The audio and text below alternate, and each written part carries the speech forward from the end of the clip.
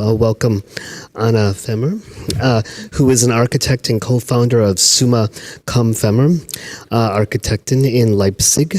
Together with Florian Summa, she founded the office in 2015. They both consider their built and unbuilt work as explanatory investigations into a wide range of issues, from experimental ways of constructing between economy and ambition to burning questions of form, shape, and expression. The approach of simultaneous research, design, and building also characterizes their teaching. Anna and Florian have previously taught at ETH in Zurich, TU Munich, TU Graz, and are currently visiting professors at UDK Berlin. In 2023, they were co-curators of the German Pavilion at the 18th Architecture Biennial in Venice. Well, this lecture is one of our Berlage keynotes, where we invite internationally prominent architects, designers, and thinkers to share their work from different disciplinary perspectives. Well, thank you for the very provocative title, which our marketing and communications department kept on asking us if there was a typing error, thinking that it was Faeces, and we assured them that we're always extremely precise in what we communicate at the Berlage. So, all jokes aside, one thing I would just like to say is it's a pleasure to have Raphael here from Daily Dose, who will be lecturing tomorrow. So we do another plug in room K at 12:45, where he'll speak on his practice. Thank you, Anna. So, podium is yours, orange on orange. Thanks. Thanks very much. I'm enthusiastic to be here. I heard there's a little bit of a German infiltration in this semester's series, so I'm very proud. And yeah, so about the title, we always try to combine contrasts, maybe refer to form, like a basic skill that we trained, but maybe also to like some practical or technical backgrounds. In this case, maybe Faeces, and also, yeah, what we like to do, building models, getting our hand dirty, and sometimes these models that I will talk about, I brought 8 different aspects. Yeah, they're quite big, but they show details of our projects, and maybe, yeah, some strategies how to convince clients, maybe, or strategies towards projects too. So much for the title.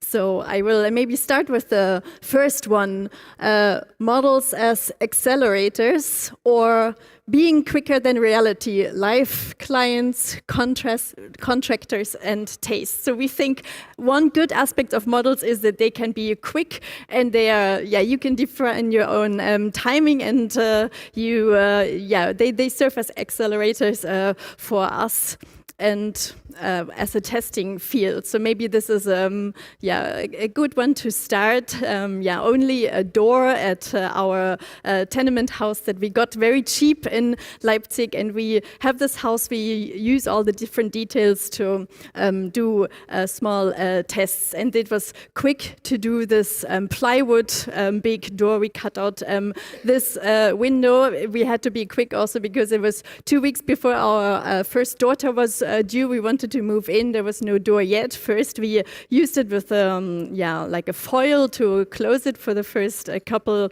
of weeks, and we kind of continued to improve it a little bit. And the idea was to make it a little bit more generous, like higher, because the house is quite a little bit small. It's a 19th century building, but a little bit like scaled down by 20%. So we thought if we use this plate, which is just mounted in front of the wall, in which door plates can have full heights, it will make it a little bit yeah, more generous.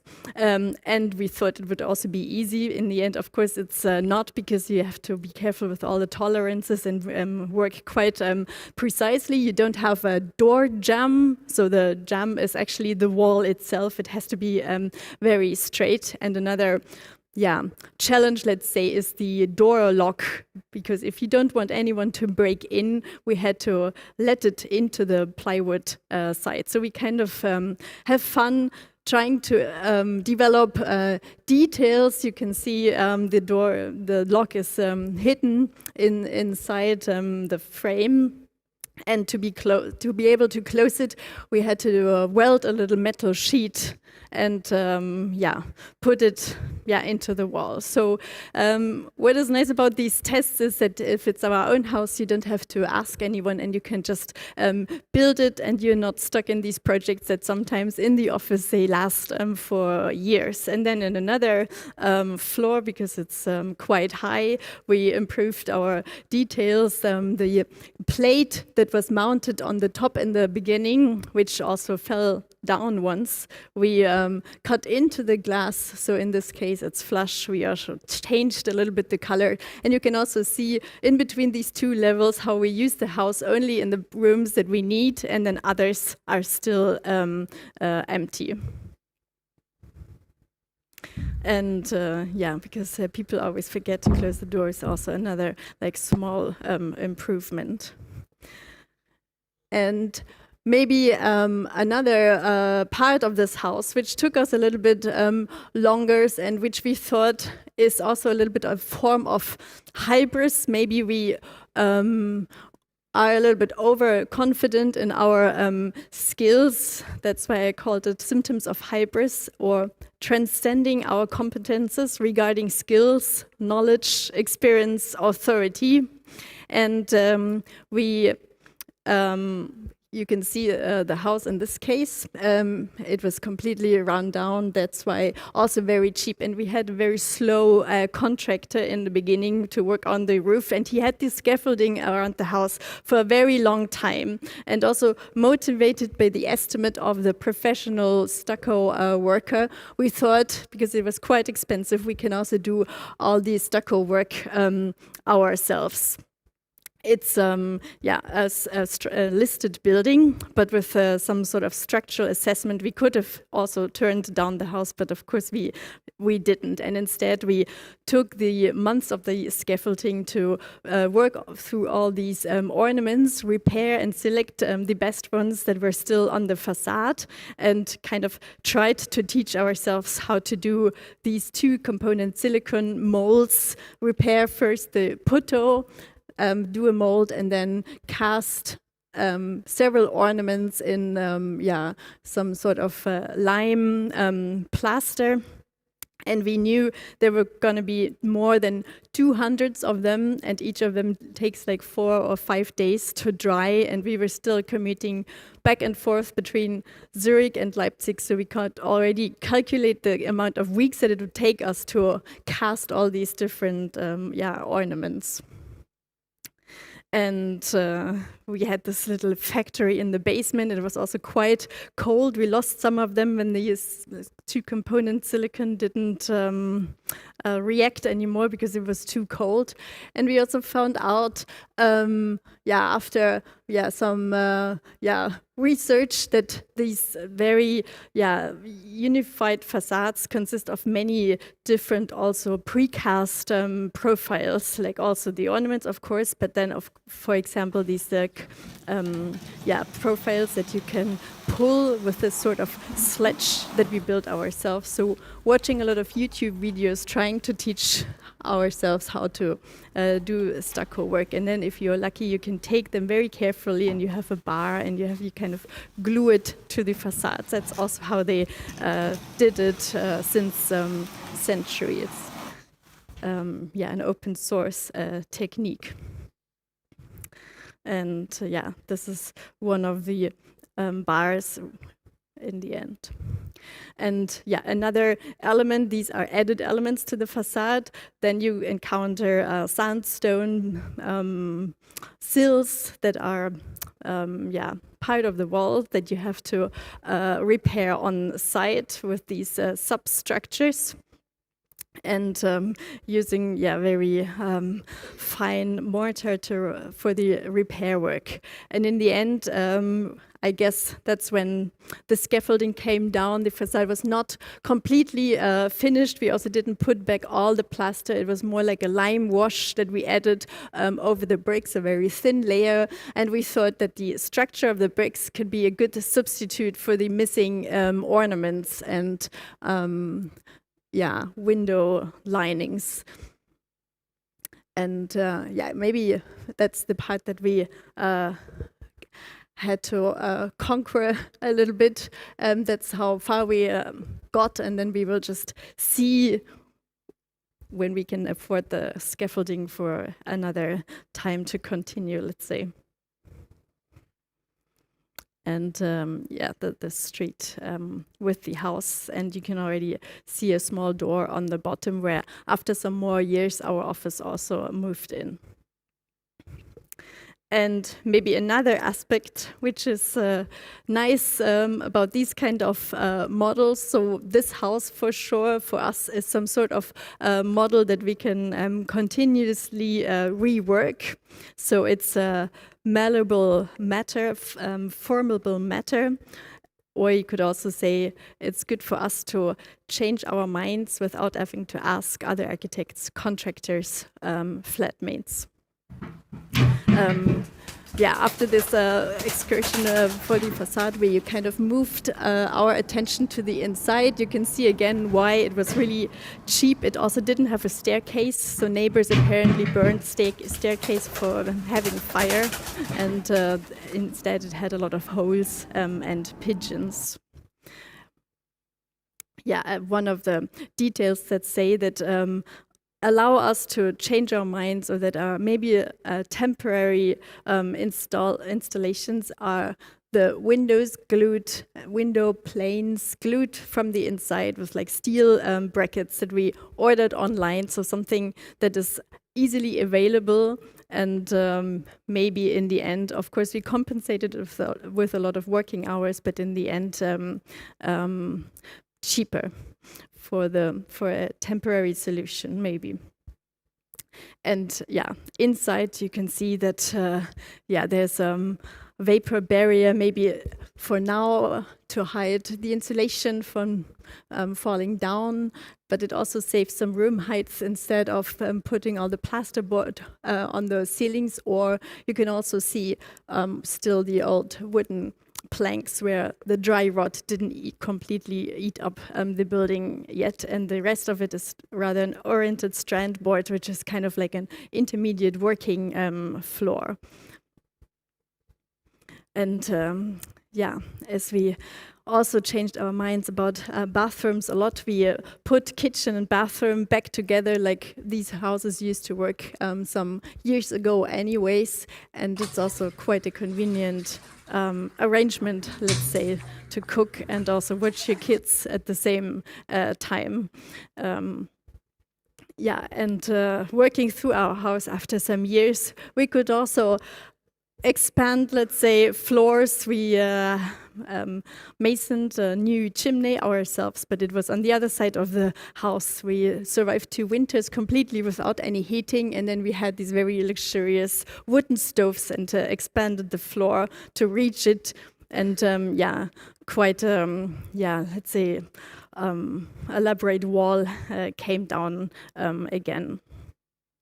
And another of these, let's say, changes in mind is also another chimney that we prepared for a gas connection and a central heating, which in the end we didn't use anymore, which is why we still have this open scar in our office, and we are fine with our wooden stove. Instead of getting coffee, you have to get up and put a little bit of wood into the stove. And we also installed this flexible tube with a ventilator, so also in the last room in the back you will feel some warmth.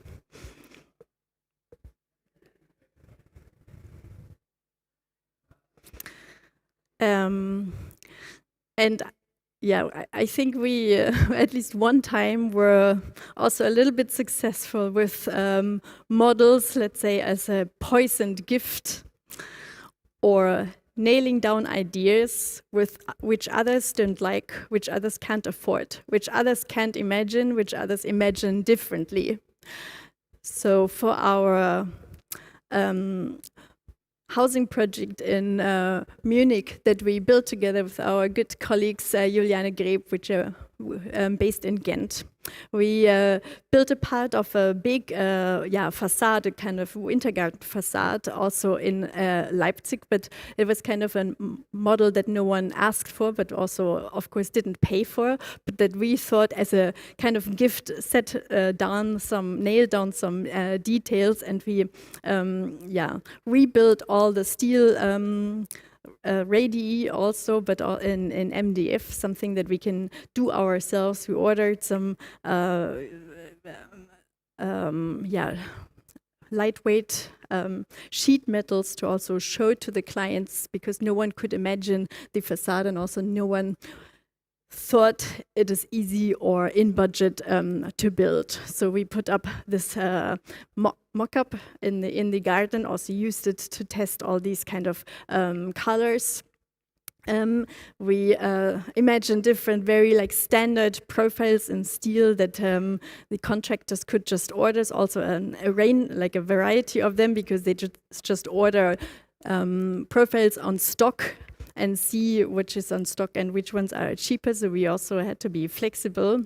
And then we put it into a van and carried the model to the construction site in Munich. So now you can see a 1.50 meter wide piece of a 5-story high facade in the end. And we think it really helped to discuss details on site and also convince, as I said, the clients, but then also convince the contractor to just build it exactly like this. So you can see the transformation of material to the real house in steel, and the mock-up still left on the construction site. Also, we had lots of discussion about the powder coating, because that's, of course, more expensive and more difficult to transport, to not break. And we think the model helped to convince. And you can see just some more views of the inside with curtains that we put, and maybe a view from the street. And you can kind of feel that it's not a conventional curtain wall, but like really more like a metal work done by a normal metal worker. So no like high science or equipment needed to produce it. And to tell you a little bit more about the house, I'm showing the facade that has the main entrance. All the floors are quite equal. The facade, the Wintergarten facade, is supposed to express unity and like a hierarchy-less setup of the apartments, but then this facade in the south is very special and marks one entrance for almost 100 people that live there. So everyone takes the one entrance, and also the house only has one number, which was quite important to us. And when you enter, you have this one big hall that lead you to 2 staircases. It also serves for washing machines and corners for doing homework, and it also includes a small cafe and like letterboxes. So we chose this one big hall with all these different functions mingled as an entrance to the building. And maybe, as the facade already indicated, the structure of the house is quite robust and uniform. We built it for a competition done by the Kooperative Großstadt, a newly found cooperative. At that time, it was their first house. Now they do already 3 or 4. They wanted and aimed at getting professional, so it's not like a Baugruppe with private apartments, but really a German Genossenschaft. And our idea is, instead of offering all these different apartments that they described in the competition brief to have this one uniform structure where all rooms along the facades are the same size, could serve as different functions, and everything technical is combined in the middle. So staircases, bathrooms, kitchens, everything is compressed in the kind of middle zone to leave free all the facade rooms. And since the structure is so, let's say, simple, we wanted to involve the inhabitants to give them some freedom to decide and participate in the process. And in the first image, you can see how they first defined the borders of their apartments, and they kind of negotiated with their neighbors, like, how much room do I need? Do you get one more room or do I? And they kind of pinned down their boundaries of the apartments. And in a second step, we made some sort of paper cutouts we sent to all the inhabitants. It was also a little bit Corona modus, so via mail we communicated with them, and they sent back some drawings about how they wanted their apartments to be divided inside. And in this drawing, which was also kind of the graphical representation that we did in the competition, you can kind of see the sort of flexibility that we proposed with rooms that sometimes have several doors, and also big rooms that are shared by several adjacent apartments. So apartments pay for the area according to their surface and kind of share living rooms together. And then as one example, you can see what kind of floor plans they sent back to us with like some explanations. We have big apartments like here, the kitchens in the middle, and all the rooms are usually directly accessed. So there's no hallways, no side rooms. And if the square meters are very efficient, they get an extra room through avoiding corridors and extra entrances. And another version here, you can also see that one family boycotted our grid. We have a 3.5 meter grid where you can set walls, but here in a plan you can also see a chamfered corner to kind of optimize the kitchen, which we also included in the drawings. And then there's also another, like, say, violation of our rules with this one smaller room that is off the grid. And then, of course, many annotations, sometimes for very enthusiastic inhabitants. And maybe one plan of one big space that is shared by all the surrounding apartments here, with another like cat separation walls, because there's a cat and someone with allergies also, so lots of mails about that. And maybe one view about the structure, the grid, and also the skeleton, which is maybe more permanent, and then all the light walls and flexible walls that were decided by the inhabitants. And you can see one of the big spaces in here. In this case, they span 4 times 3 meter 50 as a big space, and they use it very differently. We made these photographs maybe quite quickly after they moved in. So in this case, it's almost a living room, and you can see a small flat with a double door that if it is orientated to both sides, it can open its door, but then also withdraw and close both doors, and then have like a standard smaller apartment typology and live independently. And you have another option like this where you can play games together and have living room, or like here you also see wardrobes, of course, because this is a little bit what they are lacking inside. So this is also a common entrance room for the apartments.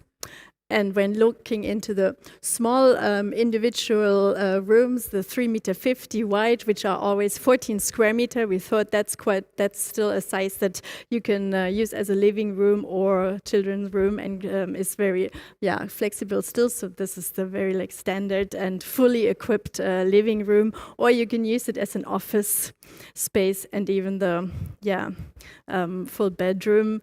And in this case, as the eating room, and you can see the chamfered corner in this image here, which gives the kitchen a little bit more light in the middle. And also the kind of offsetted living room in this apartment here, which had to be cut off after we handed in the building, because it's kind of an illegal room. With this one room extra, there would have had to be another person living in the apartment, because it's also a lot of subsidized social apartments. And maybe carving down to the Wintergarten facade, and the model is the last view into a children's room, which can also be very generous if it's facing this small loggia zone. And the details that we drew for the contractor, the metal worker. So in the end, he kind of used our plans to put and place all the different elements, and we saved a lot of money for his construction drawings. And yes, maybe my fifth version of the models is, of course, models as prototypes, or drawing not on paper, but directly on timber, dirt, or other materials. So that's also very fascinating, that you don't have to plan, you can just go ahead and try and build right away. We did this also at UDK Berlin, where we teach right now, and I don't know about you, we feel that it's also a challenge to look for tasks that sometimes allow you to be confronted directly with like real assignment, and try to avoid to simulate. So, and we dedicated a whole semester to building a door, but a door that can also be used, and it has a real opening. And maybe you already saw that we have a little bit of a door and window fetish, so it was also good to do a whole semester around that topic. And here Christina and Leonardo looked for a door from a farm building around Berlin, took it into the studio, and then with a expert looked at it, and they discovered that all the wood is quite in good shape. Originally they wanted to build a new door and changed their mind. They watered the door for several weeks, so all the planks would kind of lie flat again, and then these tongs that were broken, which is also why all the planks bent, they substitute by new ones that they prepared themselves, and they kind of have these thick ends to them, so they kind of perfectly repair all the rotten parts of the wood. And we thought this is quite a nice detail that you probably wouldn't have designed on your desk if you're not directly confronted with the material and the work itself. So it's nice that these things are maybe not really plannable, and the forms that resulted can also be almost not thought of ahead. So you can see more of these inlays here, and the clients wanted this to be a chicken stable, so also the students bought a chicken guard, like a time machine that we before also didn't know that it existed.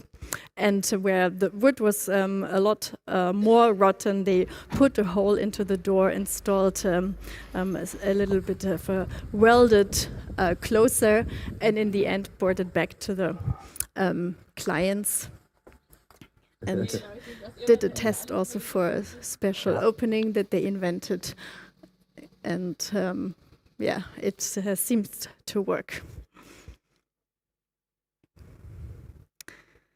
And yeah, I'm also just going to show a glimpse of maybe 2 more doors from this semester. They all left some traces outside of university, which we thought was very nice. For example, this one that dealt with trying to reconcile the tolerances in this very heavy inclined concrete opening, and designed this sort of acoustic fat door, but also quite shiny and thin on the other side through the sheet metal that they used. And also placed it themselves. Or another sliding door for a kiosk for a lake cafe in Berlin, and they spent a lot of time researching the paintings and stencils for this, and they made their own connecting details and also sanded it by hand with a mold to achieve this round corner. And here you can also see that the glazing beads also serve as a corner connection detail in the red, with the red holes. And another door was is this double door that was made from existing windows that were extended to the front. So the doors were all produced in wood workshops. Of course, they did a little bit of a course to be allowed to also use more heavy tools for this. And did the slime seed pigmented color themselves, and also welded door studs and some handles for this. So as a carpenter would do, also produce the doors in his office and then bring it to site and mount it.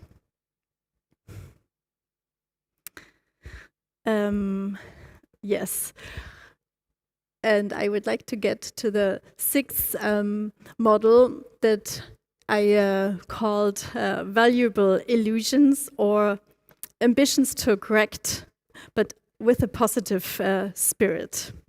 And I would like to talk about the Biennale in Venice that we where we curated the German pavilion for the last architectural biennale, together with the magazine Arch Plus and our colleagues Juliane Greb and Peter Grag, again, whom we already built the Munich project with.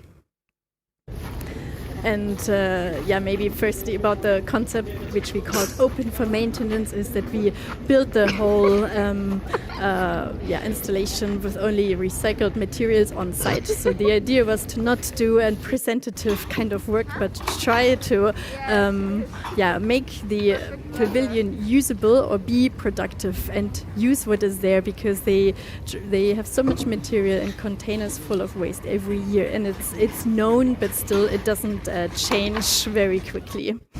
We collected it and wrote to all the other curators, more than 40 different countries, collected what they didn't need anymore, both from the Arsenale but also from the Giardini and in the city of Venice. We organized our own transports because, funny enough, transport of course is expensive, but no one wanted to take down anything carefully, so we also ended up taking down material and paying also for the transport themselves, although they were saving some money for the waste, of course.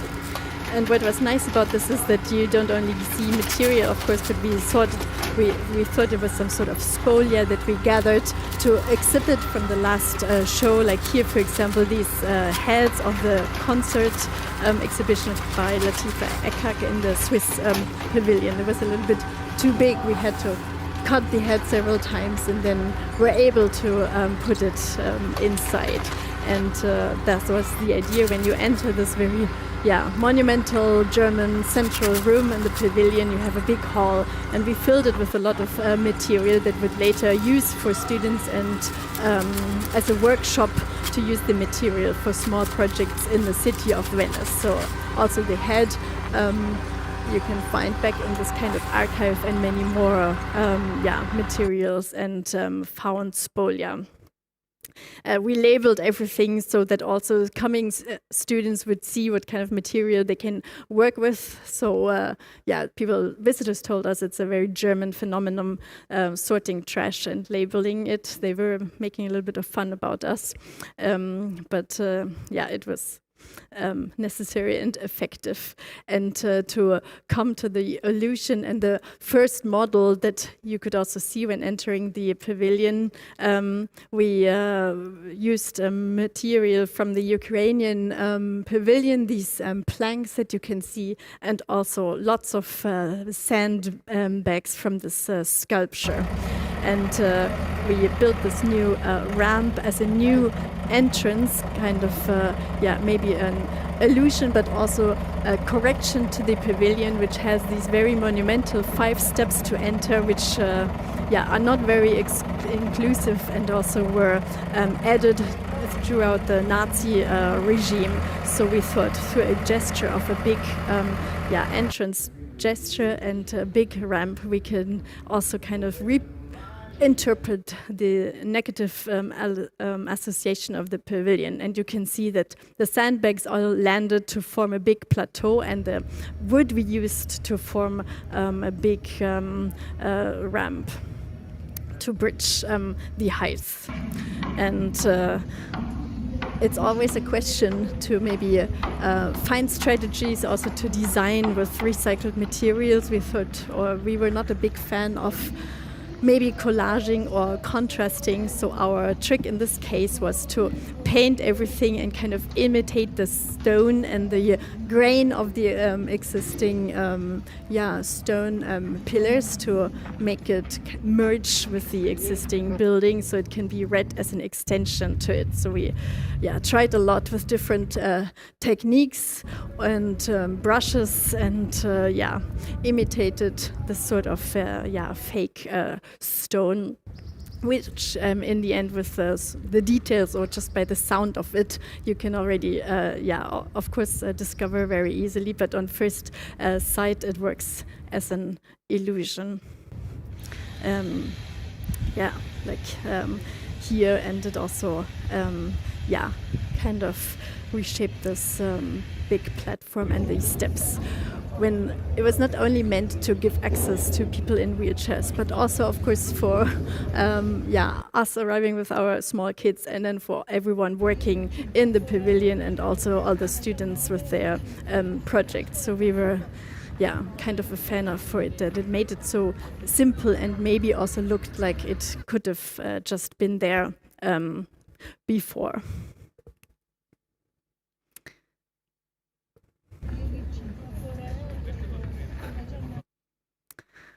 And maybe leaving the form and heading toward Faeces, I would like to come to this sort of model that is, daring research and trying to challenge habits, customs, and rituals. And it will be, a passage about the toilet that we also built in the Biennale Pavilion when trying to work there with lots of student groups, and we didn't have a wastewater or water connection. We installed a bathroom there, and as everything else in the pavilion, we also wanted it to be usable and authentic. And we encountered this big network of people that were doing a lot of research already on dry toilets, and this is what we became big fans of. We didn't intend it to, but as there wasn't any connections and no water or wastewater, we didn't have a choice anyways. So that's also scientists from ERWAC, a spin-off of the ETH in Zurich, and then also scientists in Berlin that are experts in fertilizing, and then also a guy from a company, Finizio, they are called, and they're producing dry toilets that are already working as a profitable company for festivals, for example, and all of them together, they are trying to push towards a sanitary revolution, to keep us from using flush toilets. And this is maybe one view into our bathroom. It became my favorite room, in the pavilion, because you could tell so many funny stories. We have a sink with a water recycling system. We have a small urinal behind the wall, and you can already see the toilet in the back. Yeah, so the sink was an accident. The British Pavilion, they renovated their house, so we just also were able to use the sink. And you can see this filter machine that people, an Italian company, lent to us. It's something that is not an invention. They use it for huts in mountains and also other projects. And once in a week we changed these, I think 15-liter water, and it worked. And we had this project which was done by 2 design bachelor students from Bern, and they called their product urinal. So it's a prototype that you can use, which is gender neutral. You can sit on it in the front or in the back, and it was also working, and lots of visitors used it because close to the German pavilion, there's no facilities whatsoever. And then we had the toilet here. And maybe there's another small story about how we built the door again, as I have to comply with my door fetish. So this is a found object also. We cut it to make it wider, to make it accessible. And we also gave it another horizontal cut to, in the end, lower the handle to, from 1 meter to only 80 centimeter. And maybe these 2 cuts is also what gave it its shape in the end. And we, you can see it here mounted. Another view into the toilet room. The inventors, they call it a chute toilet. It's supposed to be for multi-story buildings. So we know lots of examples that work in gardens or smaller environments. But these scientists, they're really trying to find solutions for the city. And we also probably know all the water that is wasted in this diagram of one of the problems. But another one is also the sort of energy which is used to recycle our waste water. The most important fact for them is that we should use all the nutrients and use it as fertilizer. Because we use a lot of energy, for example, to produce nitrogen, or also phosphorus is won by mining. And if we could use all of our excreta, they think that 80 or 90% of all our needed fertilizer can be won through this. And it's valuable NPK, nitrogen, phosphorus, and potassium fertilizer won through this. And also in our solid parts, you can find the same sort of fertilizer and clean water in the end. If you separate the substances in the beginning, it's easier to reuse them. And maybe another diagram to just show the relevance of it is that we are already at the peak of using our all the phosphorus that is available right now, and maybe in less than 80 years it's predicted that we run out. And we also know that all the fertilizers come from difficult countries, most of it from Morocco, some also from Russia. So this is maybe our small drawing of the model of this toilet here. The idea is that you have to separate pee and also the solid feces, which goes into bags. So together with students, because they're not produced industrially yet, we folded and made a lot of bags and spoke very much in detail about everything, which wall, is quite funny. and place it in the back part of the toilet, like this. Now the toilet is ready. The bag slides through the wall in a collection container. running in a loop in this, in the pavilion, and showed the idea that instead of flushing, you can kind of turn a handle and a lid opens, and the idea is that this kind of bag can also run through a tube, a 100 millimeter tube, like in a normal installation through a multi-story building. And we were using and testing it. We got another model throughout the term, which has another sort of heating adapted, which is important, because when you use it, your excreta is still warm and there's condensation, and then the bag doesn't slide. And I just wanted to show some references that were already researched. For example, in Heidelberg, they have these buckets, and they had a fully working system to also collect excreta and reuse it. And it's of course not the first time we are thinking about this problem. And maybe a glimpse to the back end of the pavilion here, where the EAWAG gave us another model, or like a prototype, which they affectionately called urine reactor. It's this machine that we placed here. And we had to kind of measure pH values and add lime to neutralize it. And the idea was that you evaporate the liquids through a ventilator, and in the end can regain all the nutrients as a fertilizer. We also had to mount a big tube as a ventilator, because odors and smells are always a problem. We found these big tubes in the Austrian pavilions before and made this small sculpture. Maybe not so easy for the Korean pavilion right next door, with hot water, with very hot weather. Yeah, and here you can kind of see what we harvested in the end, and we put it in small bottles and sent it to Switzerland, to the laboratory, for them to check what is inside. And what we did in just very small scale here is also tested in a bigger scale. For example, in Berlin, in Eberswalde, where we also took our students to have a look at this big machine, which recuperates urine for 300 people. It could be for a housing block, a machine. They just put it in a container.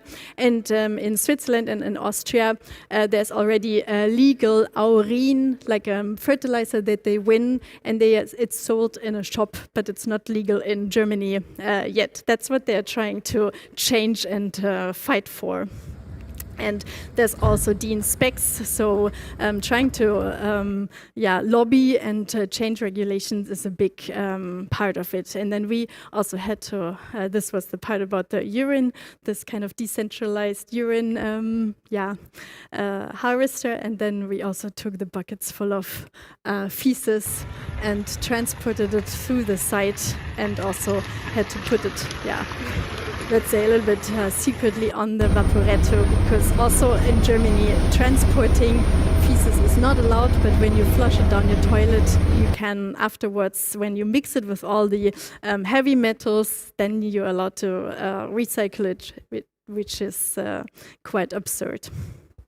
You can see we had to kind of cover the lids to stay incognito, and we put it to a farmer on the mainland who, in the end, he's doing biological organic farming, and he composted it for us. But maybe looking back on the big scale in Berlin on the left-hand side, this is a sterilizer. It's a box to hygienize the whole excreta with high temperatures. You just leave it inside, it gets warm itself, and then the substance is not harmful anymore. And then with this machine, which they call Tina Turner, the compost is turned so that a lot of air and oxygen can turn it into humus.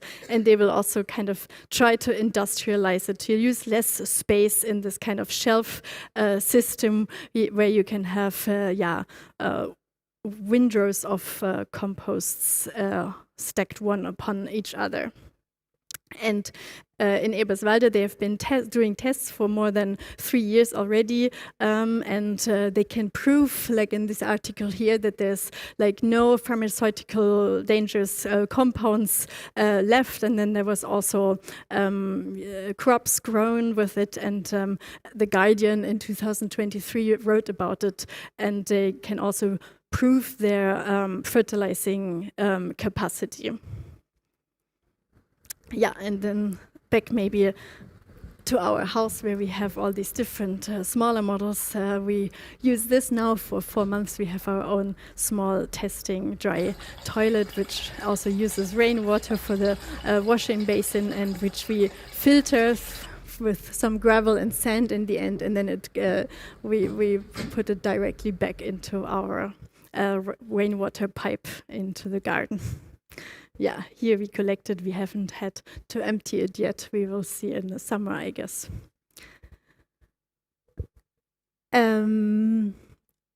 Yes, I would like to talk about one last model, which is the maybe the very free, pure form model, simply because we can, no matter whether it makes sense, what it costs, how long it takes. And it's a house for clients a little bit outside of a small city next to Dresden, where I originally come from. And it's a experiment with a lot of craftsmanship involved, which also the clients did themselves. And I will start from maybe one element as a furniture that kind of also is visible then in the whole house. And here the client is cutting edges of tiles, of cement tiles, in a very precise 45-degree angle for them to miter. And you can see a corner of a kitchen block here where all the tiles have to be added, which is very precise. And in the end, the sort of volume or sculpture that resulted from it, kind of trying to hide the kitchen, trying to have a kitchen that doesn't look like a kitchen, that also vanishes a little bit, or let's say you would rather look at the form and the expressiveness of it than think about its function. And you can already see, in the background, a big glass facade and more excursions into, forms and the kitchen block in this old house. It was a conversion, and maybe showing another detail here with a very free form that hides a staircase in the back and along the ceiling that also the client formed himself. And an entrance room, a column, and then this very expressive ceiling. And lots of doors that connect rooms throughout the house. And a reoccurring motif are these windows, as well as the inside and in between rooms, but then also on the outsides. So the house was opened to give views into the landscape, so very practical demand, but we tried to work with the separations to not disturb this very intriguing house that we wanted to build. And another view of these corner inside, and then a glimpse of how this volume protruding from the inside of the house looks from the outside. So it's a new volume that we added that hasn't been there, but we camouflaged it and also copied the plinth around it so that it really merges with the existing.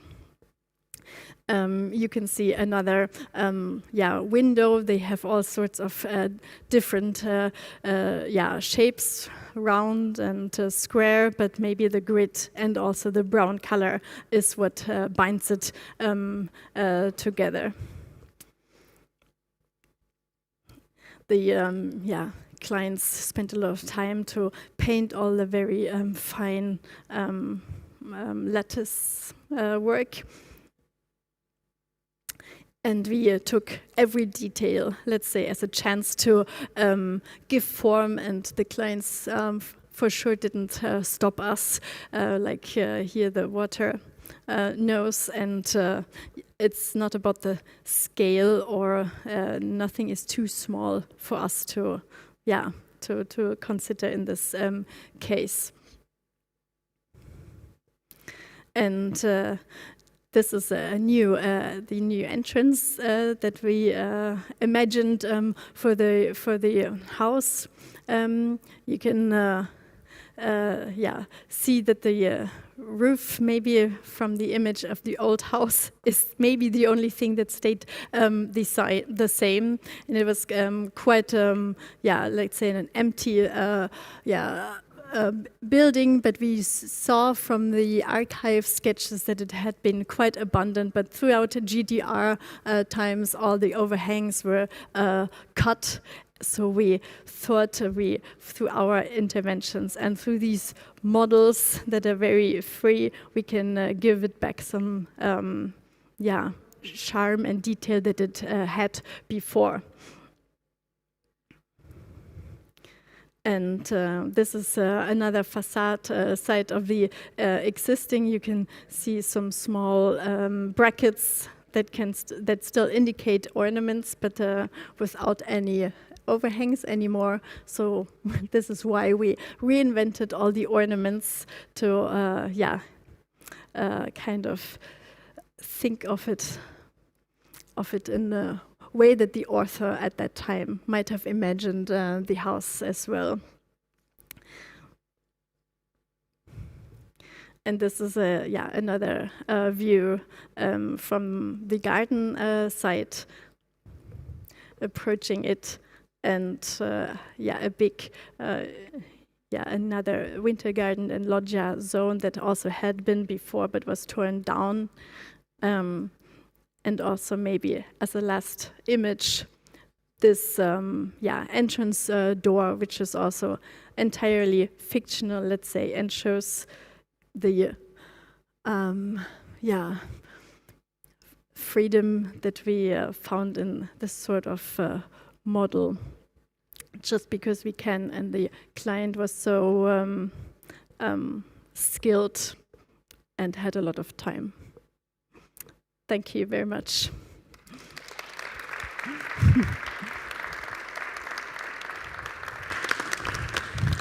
Thank you very much. I'm sure there are questions. Who would like to begin?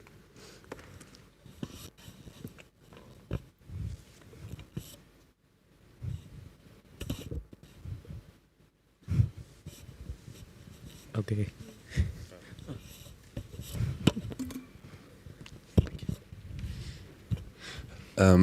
Thank you very much. It was really interesting. I was wondering.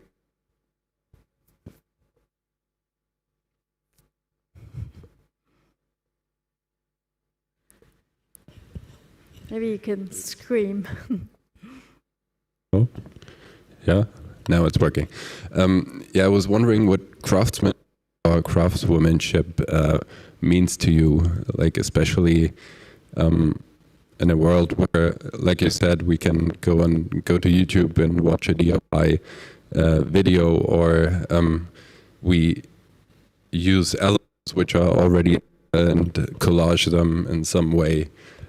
So I was just wondering if the crafts, especially in Germany, where we have a special connection to craft, if it's just becoming this kind of romantic placeholder, or if there is still like the need for it, or in which ways maybe.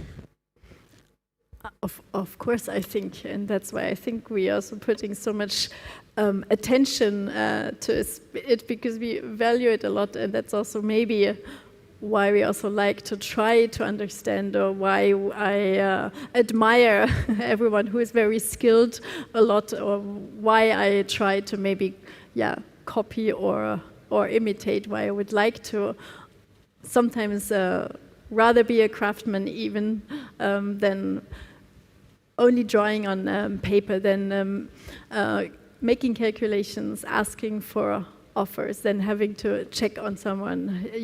I kind of miss sometimes this feeling to be productive and this maybe directness. So I don't know, you can maybe call it romantic, but it's, I guess, still is a skill and something maybe that we should transfer also to big building sites, where, of course, people you see in bad working conditions with painters that not even are wearing masks and spraying all the buildings. So I guess if we maybe more romanticism could also help to make it less precarious. I don't know.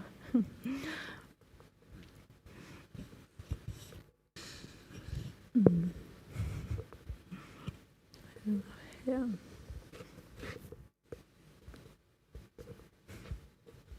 It's also maybe that I would just like to imagine that we don't have to give up towards industry also, or products or certificates so much, because in this craftsmanship I see some sort of independence and also power, some sort of Selbstermächtigung, that you can also use in a political way almost.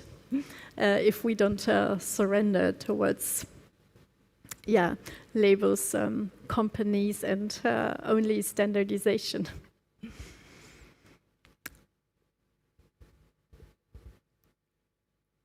Mm-hmm.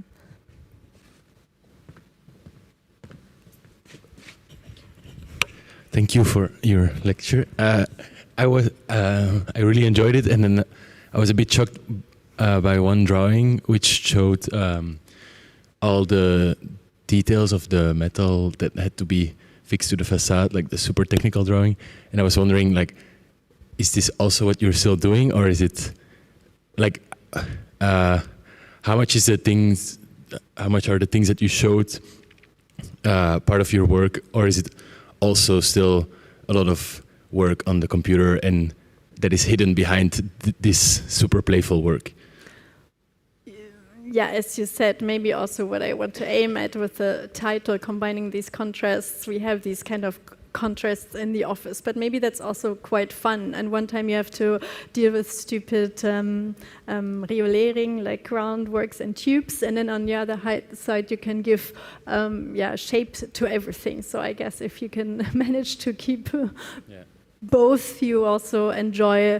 I also like designing parking garages, like working with the grid and working with the really and making calculations, trying to get rid of number of cars, for example. So and also another question sometimes connected to this is also always the question for scale, like does this only work in the small scale? So maybe also the drawing of the big facade can imply a little bit that it's maybe the projects are small, but I don't think that it's a matter of scale, and you can also kind of try to preserve the attitude also in a bigger scale, like in the facade that everyone said we need an expert, like a curtain wall planner. In the end, we made it as a very simple, like just some screws and metal profiles, and it's still a big structure.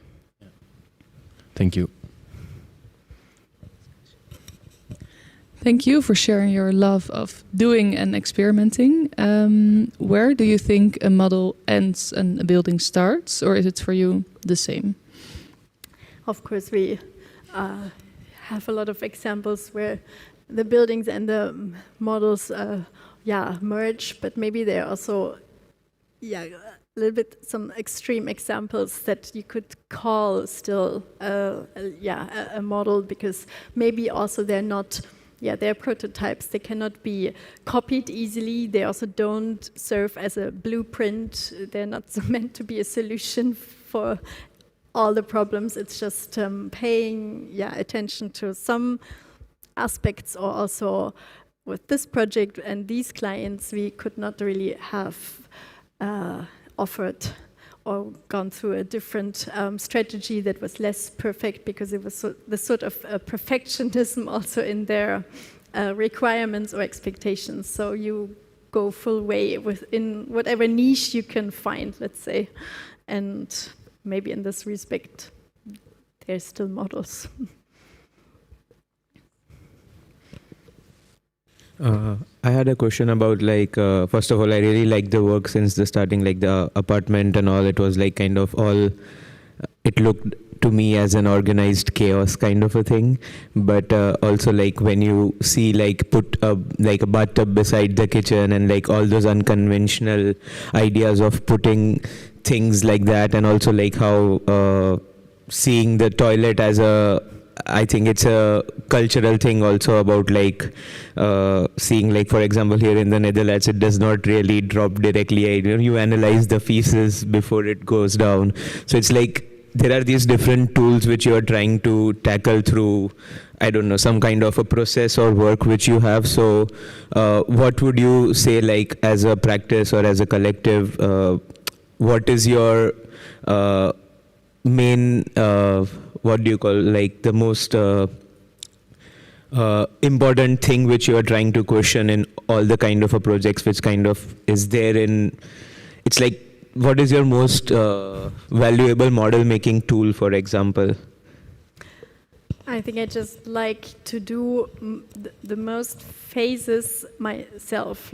Maybe the projects are the most interesting if you manage to outsource the least. So maybe it's also nice to do every time something different. It's also difficult, this do-it-yourself style, because once you've learned something, you'll never get the chance to apply it again. So you have to learn anew every time, and you try to conquer a different field, every time. And then it's nice to also learn from, all their engagement and their experts and the dirt and the urine and the feces and all these different materials, and being very close to the matter that you have, and really being involved, or doing the project from tail to nose, let's say. Or we also enjoyed the Biennale a lot because it was kind of very natural. We just spent our time there doing what we enjoy.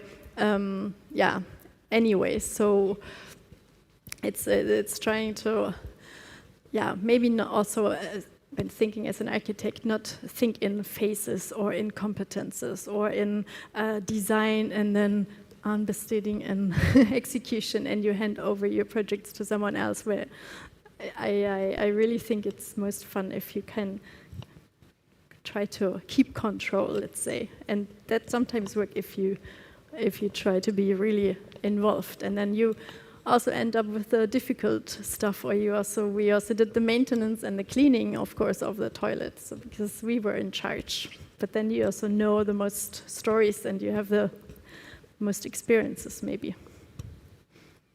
No.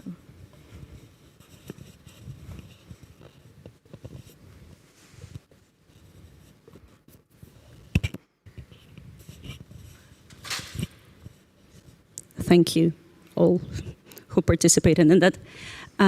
If you could make whatever you want with unlimited budget or source, just because you can, what that would be, and will that change your approach in architecture? Maybe this is a very boring answer, but right now I would really like to do fire protection without plasterboard. Fire protection with clay and natural materials, everything that is difficult, but then also in high buildings. And then maybe it wouldn't change. It wouldn't change so much, but it's trying to, maybe conquer. Just something that's also very practical on our desk right now, and that we're trying to tackle, but which maybe doesn't seem so possible right now. And maybe just one more, because I really like your innovative approach, because you are more of an inventor, not just an architect or a craftsman in that case. But this is the way how I feel it. And but just in your opinion, does money or client matter like for you, for architecture as a discipline, and like for that move, I don't know, and constant idea of production? Sure, I guess with the Munich and these projects, maybe it's two examples on opposite ends also, and while budget, but also maybe control was a big topic in the social housing project in Munich constantly, and we had to adapt and replan and calculate a lot. Then of course, budget and the client matter, but maybe that's also nice because it's not about a strategy that you can copy paste or like an attitude. Maybe you have to invent or find a new approach every time, and then that's of course Thank you. relevant.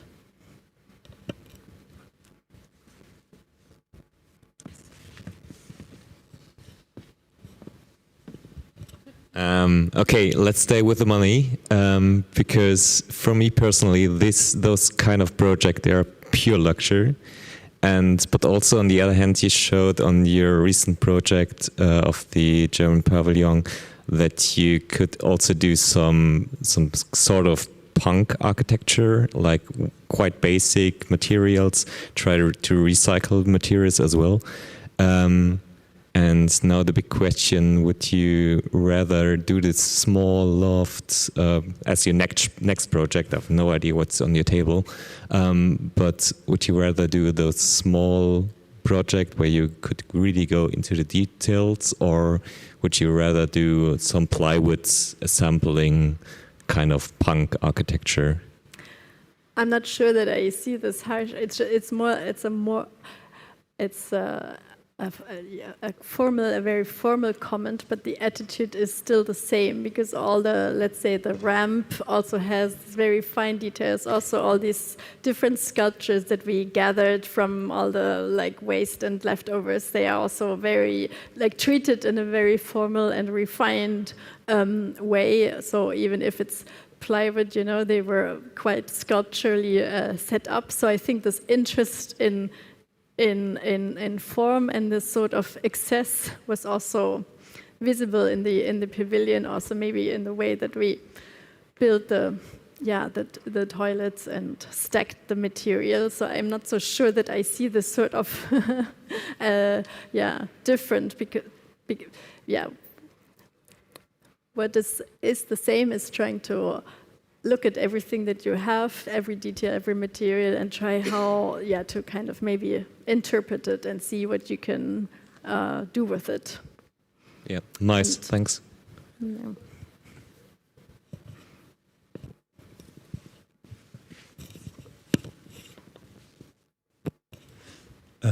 Thanks for your presentation, and I saw that in a lot of work you're kind of fighting against the system, especially like coming from Germany. You have like those DIN norms which kind of keep the construction industry in line, and I'm wondering how you kind of get the motivation to put up a fight, and if it also get frustrating, and if you feel like sometimes escaping from this. Yeah, I guess it helps if you work yourself into, if you know a lot, and then you also need help from experts and consultants for the fire protection. In the Munich project, it was quite a hassle. Let's say all these intertwined apartments, they are horror for fire protection. So we had quite a clever guy who was also quite resistant. We had problems with facades, but also mainly because we wanted to save money and not put another layer into the facade, which would have solved and made everything easier. So we fought a lot for this, and you need a client, and you need the good consultants, also. But then also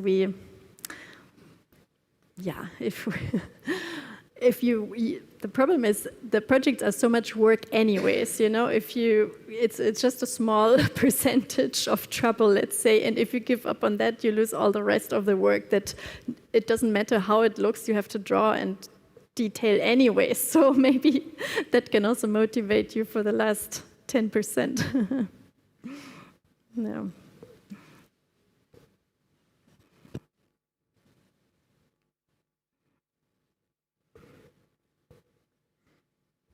Mm-hmm.